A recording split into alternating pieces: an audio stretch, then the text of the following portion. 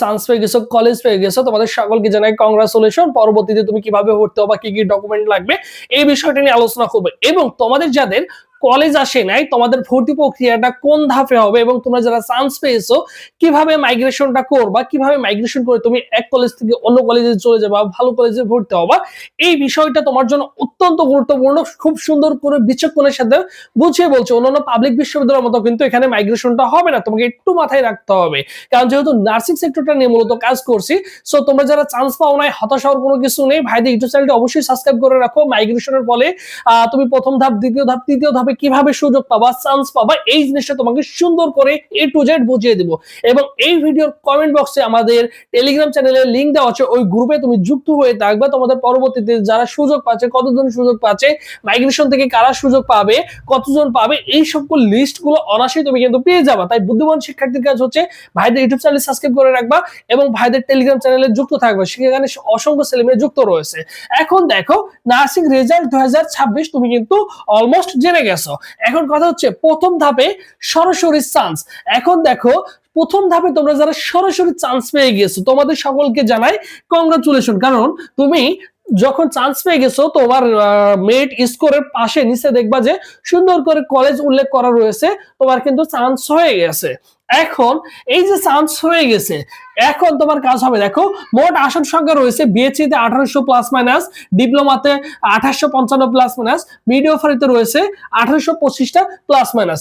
এখন হচ্ছে মাইগ্রেশন, এই যে সবচেয়ে ভেরি ভেরি যে জিনিসটা হচ্ছে মাইগ্রেশন। মাইগ্রেশন হচ্ছে একটা হচ্ছে অন আর একটা হচ্ছে অফ, এই দুইটা জিনিস থাকবে। তুমি যদি তোমার পছন্দের কলেজ পেয়ে যাও তাহলে তুমি মাইগ্রেশনটা কি করবা, অফ করে দিলে হয়ে যাচ্ছে। তুমি যদি তোমার পছন্দের কলেজে তুমি যদি চান্স পেয়ে যাও, তুমি তোমার যে জেলায় তুমি পড়তে চাও সেখানে যদি পেয়ে যাও তাহলে তুমি অফ করে দিও, নিঃসন্দেহে কোনো সমস্যা নেই, তোমার পছন্দের কলেজ। আর যদি তোমার পছন্দের কলেজ না পাও, তুমি যে কোনো একটা কলেজে চান্স পেয়েছো, তুমি চাচ্ছ তোমার নিজ জেলায় চলে আসতে বা তুমি চাচ্ছ ভালো একটি কলেজে পড়তে, সো সেই ক্ষেত্রে তুমি যখন সিরিয়াল অনুসারে প্রত্যেকটা কলেজ চয়েস দিচ্ছ, ডিপ্লোমা বলো, মিডিওফারি বলো, বিএসসি বলো, সকলের ক্ষেত্রে সমান প্রযোজ্য। তুমি তোমার পছন্দ মতো তুমি যে কলেজটা চান্স পেয়েছো তার উপরে যে কলেজগুলো রয়েছে ওর মধ্যে তুমি 5টা কলেজ মাইগ্রেশন দিতে পারবা। অন্যান্য কলেজে অটো মাইগ্রেশন সিস্টেম থাকে যে তুমি চান্স না পেলে পরের ধাপে তুমি উপরের দিকে চলে যেতে পারবা, বাট এখানে কিন্তু সুবর্ণ সুযোগ রয়েছে, তুমি তোমার মধ্যে ওর মধ্যে তুমি তোমার পছন্দের 5টি কলেজ চয়েস দিতে পারবা। এখন দেখো তুমি বিএসসি নার্সিং পরীক্ষা দিছো, তুমি একটা কলেজে চান্স পেয়েছো, যে কোনো একটা জেলায় ধরে নাও, এখন তুমি চাচ্ছ বিভাগীয় কলেজগুলোতে আসতে, ওখানে যদি আসন ফাঁকা থাকে তুমি 5টা কলেজ চয়েস দিতে পারবা, সেটার উপর ভিত্তি করে তোমাকে কিন্তু কি করা হবে, সেই কলেজে কিন্তু ভর্তি হওয়ার সুযোগ থাকবে। এবং এখানে এর মানে এই নয় যে তুমি চান্স পেয়ে যাবা, এখানে দেখা যাচ্ছে তুমি ঢাকা নার্সিং কলেজে আসতে চাচ্ছ, তোমার পজিশন নিচে আছে, এখন মাইগ্রেশনে তো অনেক ছেলে মেয়ে করবে, ঢাকা নার্সিং কলেজে অনেক মেয়ে ছেলে মেয়ে মাইগ্রেশন করবে, ওদের মধ্যে মাইগ্রেশন যারা করবে তাদের মধ্যে যার পজিশন বা যার রেজাল্ট ভালো থাকবে তাদেরকেই কিন্তু কিন্তু কি করা হবে, সেখানে ইনক্লুড করা হবে। সো বুদ্ধিমান শিক্ষার্থীর কাজ হচ্ছে তুমি তোমার পছন্দের যদি কলেজ না পাও অবশ্যই পছন্দ মতো 5টি করে কি করতে পারবা, মাইগ্রেশনে কলেজ চয়েস দিতে পারবা। এই তো তোমার মাইগ্রেশন গেল, এটা হচ্ছে সকলের জন্য প্রযোজ্য, সকলের জন্য প্রযোজ্য।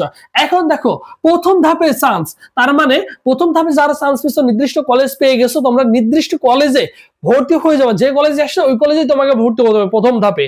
তার মানে তখন ভর্তি হওয়ার পরেই তুমি কিন্তু মাইগ্রেশনটা অপন করতে পারবা, তার আগে কিন্তু করতে পারবা না। তার মানে চান্স পাওয়ার সাথে সাথে তোমাকে কি করতে হবে, সেই কলেজে ভর্তি হতে হবে। এরপরে তুমি যদি মনে করো মাইগ্রেশন আমার অফ করা উচিত বা অন করা উচিত, তাহলে তুমি মাইগ্রেশনটা এভাবে করতে পারবা। এটা নিয়ে পরবর্তীতে আলোচনা করবো খুব সুন্দর করে, ঠিক আছে? এটা নিয়ে হতাশ হওয়ার কোনো কিছু নেই, আমাদের গ্রুপে যুক্ত থাকলে তুমি সবকিছু আপডেট পেয়ে যাবা। এরপরে দেখো প্রথম ধাপে মনে করো বিএসসি তে 1800 আসন সংখ্যা রয়েছে, 1800 আসন সংখ্যা রয়েছে, এই যে এই পরিমাণ আসন সংখ্যা, প্রথম ধাপে এই সংখ্যার আসন সংখ্যাগুলো ছেলেমেয়ে সকলেই চান্স পেয়েছে, তাহলে সকলকে ভর্তি হওয়ার সুযোগ দিবে। এর মধ্যে দেখা যাবে অনেক ছেলেমেয়ে ভর্তি হবে না, কি করলো, এর মধ্যে দেখা যাচ্ছে 1000 ভর্তি হয়েছে, 800 ভর্তি হয় না, কত 800 ছেলেমেয়ে ভর্তি হয় না।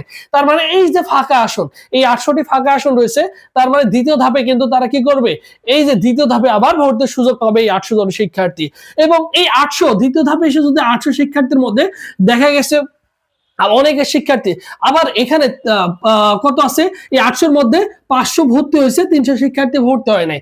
এই 300 শিক্ষার্থী মানে ফাঁকা আসন যে 300 থাকবে, এই 300 আবার তৃতীয় ধাপে এসে ভর্তি শেষ হবে।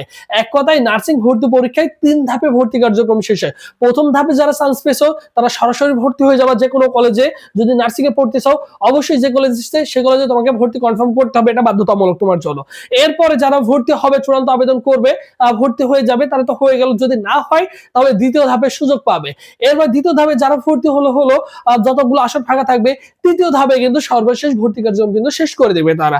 এর মধ্যে তোমাদের মাইগ্রেশন সবকিছু হয়ে যাবে। তাই হতাশ না হয়ে তোমায় কি করতে হবে, অবশ্যই অপেক্ষা করতে হবে। তোমার জন্য বিগত বছরে ওয়েটিং থেকে অসংখ্য ছেলে মেয়ে সুযোগ পায়, এবছরও কিন্তু অসংখ্য ছেলে মেয়ে ওয়েটিং থেকে চান্স পাবে। এর জন্য অবশ্যই তোমায় কি করতে হবে, অবশ্যই অপেক্ষা করতে হবে, অবশ্যই কি করতে হবে, অপেক্ষা করতে হবে এবং তোমাকে একটু ধৈর্য ধরতে হবে। তাহলে তুমি কিন্তু কি করতে পারবা, অবশ্যই নার্সিং এ ভর্তি হতে পারবা। সো সবাই ভালো থাকো, সুস্থ থাকো। আর কোনো কিছু যদি না বুঝে থাকো অবশ্যই ভাইদের কমেন্ট বক্স কমেন্টে জানিয়ে রাখবা।